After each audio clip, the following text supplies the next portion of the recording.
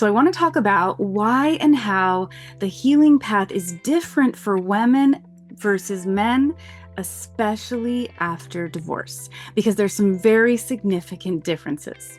And I want to mainly focus on the healing journey for women in this video. I'll probably do a different one that goes into a deeper dive for men. So, first of all, we have to look at how we're conditioned. We are conditioned to see the world differently as a woman versus a man. And so our starting points are actually at a different place. So if we are going to consider mutuality and healing and secure attachment as the goal, then we've got to realize that we're starting from a different place to get to that goal. So if an empathetic, curious, secure attachment style is at center, then the goal is here, but we're not starting from that place. Men are starting from here and women are starting from here. And I want to explain what I mean by that. Women are conditioned to center men, even if they don't realize it. They are conditioned to find a husband, to be agreeable, to not push back as much, like to default to a man's judgment. And so we've got societal conditioning, religious conditioning, our home life, and even the internal beliefs that we start out with in ourself. And so as we're programming our subconscious mind, mainly from birth to age 7, we are creating meaning around the things that happen to us.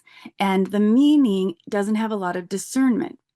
And so as we're creating that meaning, we are creating the path or the pattern that we're going to default back to as we experience things further on in life. So I want to give you an example. So I had a client one time that had in session sort of a memory of being on a plane with her dad at 4 years old, and they were handing out cookies. Now, as they were handing these cookies out, they were giving them to the kids, but I guess they were running out. And the dad said, "Oh, don't worry about it. Give it to the other kid." Innocent, harmless.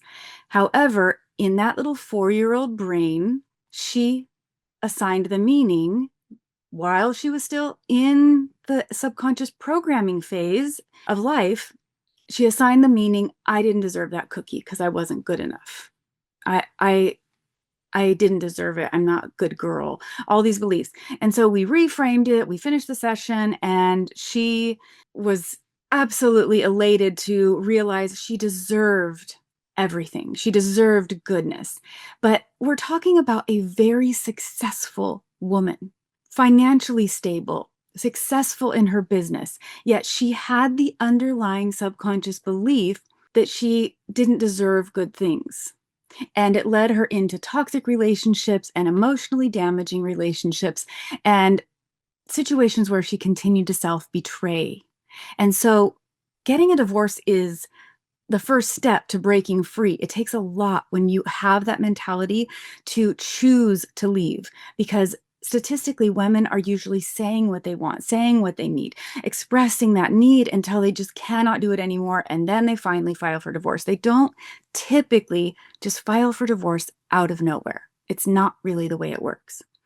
So I want to give you one other example. I've probably mentioned this in other videos, but there was a study done on a group of kids that at 9 years old, they asked them all what they wanted to be when they grew up. And they were all certain and very clear.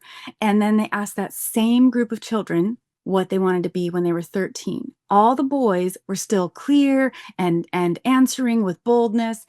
And the girls were saying, "Well, I don't know. What do you think I should be? Well, what my mom says I should do this. My dad says this." They were taking on the influence of the world around them because they had already been conditioned that to be acceptable in the world, they've got to fit into a very specific box. They didn't have awareness of this, but it was happening. So we have to realize that the patterns we are playing out in our adult life have to do with the subconscious programming that happened a very long time ago, and that women have been very conditioned to center other people's opinions, other people's definition of them, other people choosing them.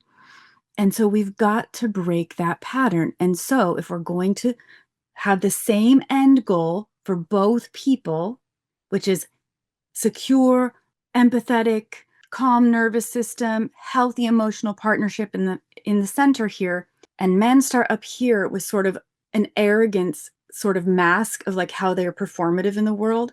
Their journey is to actually center women more, to start practicing empathy, to imagine what it would be like in that situation, to really step into an empathetic role to bring them down out of ego into a healthy mutual connection. But women don't start up there. They start down here at second guessing themselves, at thinking they're unworthy, at overfunctioning. They start with this self-betrayal pattern that started way back when they were young. And it's interesting to me because studies have shown that the more money a woman makes in a marriage, the more she out earns her husband, the more domestic labor she does in the home. It's weird. The reason that they believe this is because women are trying to make sure they're not judged. Oh, I'm so busy at work. I want to make sure I'm still playing my role as a wife and as a mom, and they aren't letting go of that because the fear of judgment and criticism and being too manly or masculine is enough of a fear to keep them over functioning. And then we lead to burnout. So we don't want that. So the way that women move from down here to the center, the healthy, empathetic, but boundaried space is, they're already quite empathetic. They're already typically very willing to give up their opinion in order for acceptance with their partner. And so when you're leaving a marriage, you've probably been doing that for a long time at that point. And it's an old pattern that you've got to address. And so women need to de-center men. Now, I'm not saying that in some harsh, mean way, but it's the truth. The most successful marriages that recover from a very rocky road on the edge of divorce, and trust me, I work with married couples all the time. I have a program for married couples. The successful ones are the ones where women decenter their husband and start paying attention to their own needs and meeting their own needs and creating a more equal balance. And it can be seen as, oh, that's not fair. You've always done that. Why would you, stop serving me in this way now? Well, it's not about them leaving their spouse and abandoning their needs. It's just closing the gap so that they're at an equal playing field. And so this, I think, is actually why we get that sort of dating advice that says men need to chase and women need to pull back. It's based sort of on this concept, even though I don't think anyone really realizes it. Men need to move toward centering women and their needs. They need to tune in because they have been conditioned to be more entitled, more selfish. And I want to pause there for a second because there's a lot of men, and if you're one watching this, that have been the people pleaser in your relationship.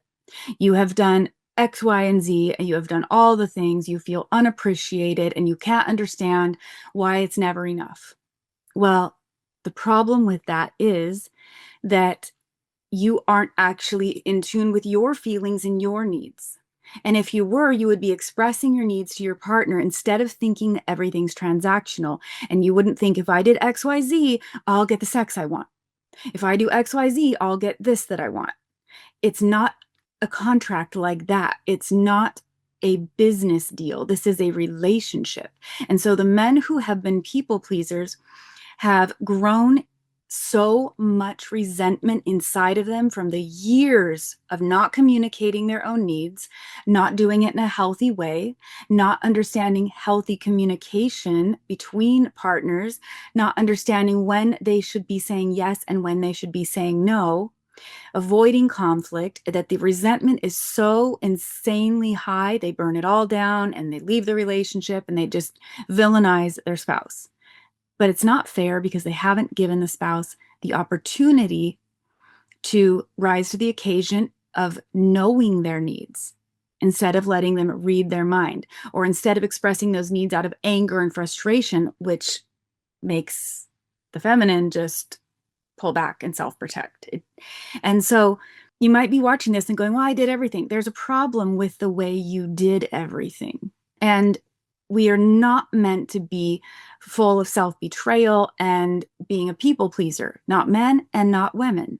We're talking about a healthy balance here. So women have got to recenter themselves and their needs and stop ignoring what's going on because they've reached a level of burnout.